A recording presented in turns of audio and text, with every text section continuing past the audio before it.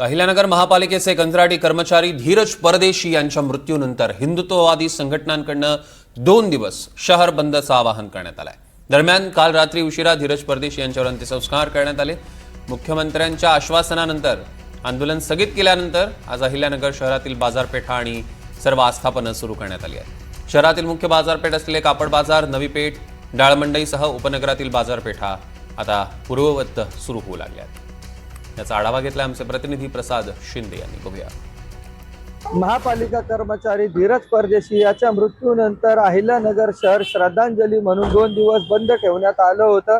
2 दिवसाच्या बंदनंतर आज तिसऱ्या दिवशी अहिल्यानगर शहरातील जनजीवन पूर्ववत सुरू झाल्याचं पाहायला मिळत आहे। शाळा असतील, व्यावसायिक दुकानं असतील, हे पुन्हा एकदा सुरू झाल्याचं पाहायला मिळत आहे। सध्या आपण नवी पेठ भागामध्ये पाहू, त्या ठिकाणी सर्व व्यवहार हे पूर्वपदावर आल्याचं पाहायला मिळतंय।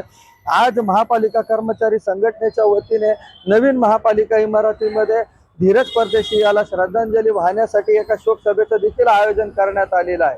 प्रसाद शिंदे, NDTV मराठी, अहिल्यानगर।